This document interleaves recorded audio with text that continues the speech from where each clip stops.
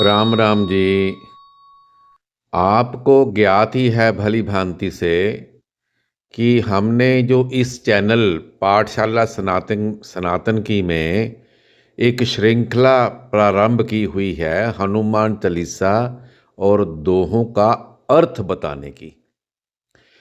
आपको पिछली जो 23 चौपाई हैं उसका हम अर्थ बताकर वीडियो अपलोड कर चुके हैं और 24वीं चौपाई का जो अर्थ है हम आज का उसका अर्थ बताएंगे। सबसे पहले आप ये बात अपने मन में ध्यान में ले लें, हनुमान चालीसा एक ऐसा चालीसा है, सभी मंत्र जो भी आप करना चाहें, उपाय करने चाहें, शनि के, राहु के और मंगल के, जिसका मंगल खराब है, जिसका मंगलीक है, और जितने भी परेशानियां हैं वो हनुमान चालीसा से आप सभी कष्टों को दूर कर सकते हैं, सभी संकटों को दूर कर सकते हैं। कैसे? हनुमान चालीसा में तुलसीदास जी ने प्रत्येक चौपाई में आपको ये समझाने का प्रयास किया है कि आपका शरीर क्या है, आकाश क्या है, राम जी क्या है, हनुमान जी क्या हैं। तो जो 24वीं चौपाई है वो है अपन तेज संहारो। क्या नाम है, ये 23वीं चौपाई है। अपन तेज संहारो आपे, तीनों लोक हाँकते कापे। इस चौपाई में तीनों लोक के विषय पर कुछ लोगों को भ्रांतियां हैं, तो इसका वर्णन भी हम आपको बताएंगे। तो 24वीं चौपाई है, भूत पिशाच निकट नहीं आवे, महावीर जब नाम सुनावे। अब भूत पिशाच निकट कैसे नहीं आएंगे? जब आपके शरीर में आपका जो ऑरा है, जो आपके शरीर के बाहर का जो वातावरण है वो प्रकाश में होगा, तभी उससे डरेंगे कि नहीं डरेंगे। तो इसके लिए जो जो 23वीं चौपाई है, अपन तेज सम्हारो आपे, तीनों लोक हाँकते कापे, ये किसके लिए है? ये है मेरे लिए। आपन, ये हनुमान चालीसा पढ़ने से ये जो है ना, एक ये 23वीं है, 22वीं है और 21वीं, ये सभी चौपाइयां आपस में जुड़ी हुई हैं। भूत पिशाच निकट नहीं आवे, महावीर जब नाम सुनावे। तो उसके बाद 25वीं चौपाई है, नासे रोग हरे सब पीरा, जपत निरंतर हनुमत बीरा। ये सभी चौपाइयां जो 5 हैं ये आपस में जुड़ी हुई हैं और आपको, हमको बहुत ही गंभीर गूढ़ संदेश दे रही हैं हनुमान चालीसा का और हमारे शरीर के संबंध का। कैसे? अब हम देखते हैं कि हनुमान जी जो अपन तेज समारो आपे, तीनों लोग हाँकते कापे। मैंने पहले एक्चुअली ये वीडियो आज की कुछ लंबी हो जाएगी इसको समझाने में, समझने में, क्योंकि आपको 3 लोक जो हाँकते कापे हैं, 3 लोक आपके शरीर में कौन से हैं? मैंने बताया था कि 3 लोक जो हैं वो हैं, एक तो आपके कमर के नीचे का भाग एक लोक, कमर के कंठ तक दूसरा लोक, कंठ से ऊपर आपके जो सिर तक जो है वो तीसरा लोक। कैसे? कैसे इसको आप सिद्ध कैसे करेंगे? देखो, हनुमान जी 11वें रुद्र के अवतार हैं। रुद्र कौन से होते हैं? रुद्र जो बाकी के 10 रुद्र कौन हैं? मैं कहूँगा प्राण, आप उसको समझना रुद्र, प्राण को ही रुद्र कहा गया है।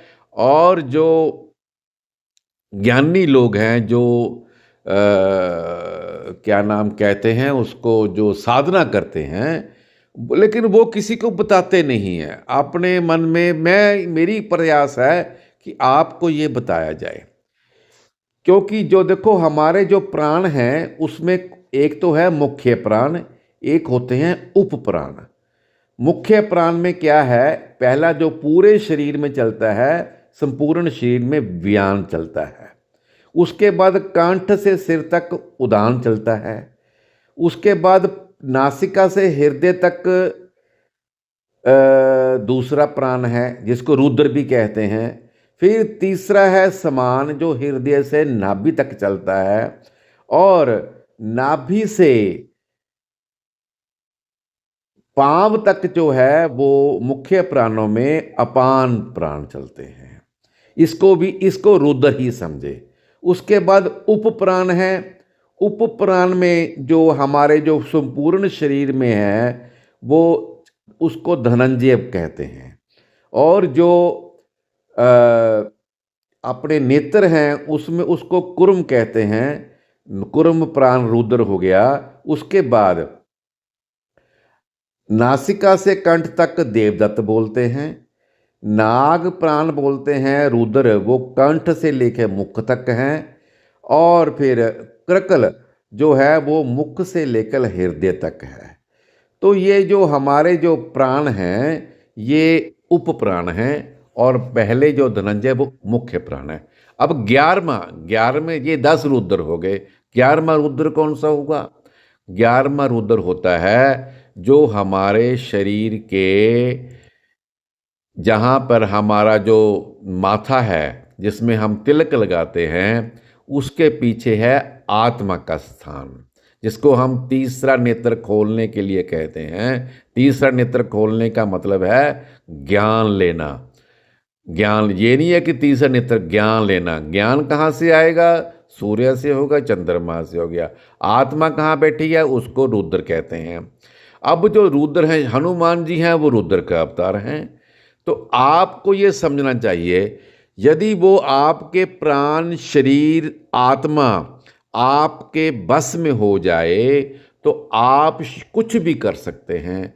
हनुमान जी कुछ भी, अपनी पूंछ बढ़ा ली, वो आकाश में उड़ गए, जहाँ भी गए हनुमान जी ने सभी का काम कार्य किया राम जी का। अब फिर हम हनुमान जी सारे वेदों के ज्ञाता थे। बानर यूथ मुख्यम, बंदर नहीं बानर, सनो वनों में रहने वाले। तो क्या है, ये जो समझना है, इसको समझने से आप इसको जो आत्मा है उसको रौद्री भी बोलते हैं। ये जो हमने जो आपको बताया है कि एक उसके बाद उसके पश्चात पहले हम जब जो हनुमान जी को हनुमान चालीसा पढ़ते हैं सबसे पहले क्या कहते हैं? मुकुरु सुधारी, श्री गुरु चरण सरोज रज निज मन मुकुरु सुधारी।